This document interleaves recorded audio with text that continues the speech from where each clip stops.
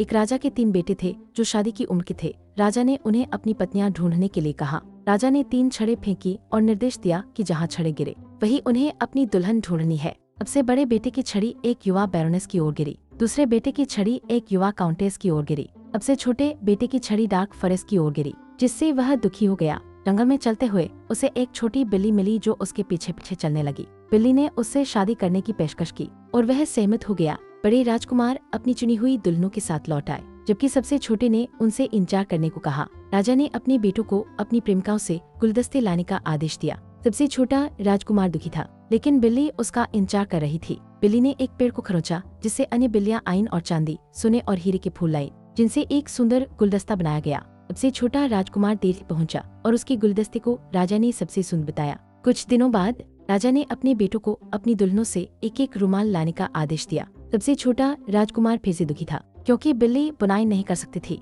बिल्ली ने फिर से पेड़ को खरोंचा और अन्य बिल्लियां चांदी, सोने और हीरे का धागा लाई, जिससे उसने एक रुमाल बुना। सबसे छोटे बेटे का रुमाल फिर से सबसे सुंदर घोषित किया गया। हफ्तों बाद राजा ने अपने बेटों को अपनी मंगेतरों को महल में लाने के लिए कहा। सबसे छोटा राजकुमार परेशान था, सोच रहा था कि वह एक बिल्ली को महल में कैसे ला सकता है। बिल्ली ने उसे आराम करने के लिए कहा और वह आखिरकार सो गया। जागने पर बिल्ली ने खुलासा किया कि वह एक राजकुमारी थी जो एक श्राप के अधीन थी, जो तब टूटा जब उसने उसे शादी के लिए पूछा। एक शानदार गाड़ी दिखाई दी और राजकुमार और राजकुमारी महल के लिए रवाना हुए। वे शादी की पार्टी के दौरान पहुंचे और राजा अपने बेटे को इतनी सुंदर दुल्हन के साथ देखकर चकित रह गया।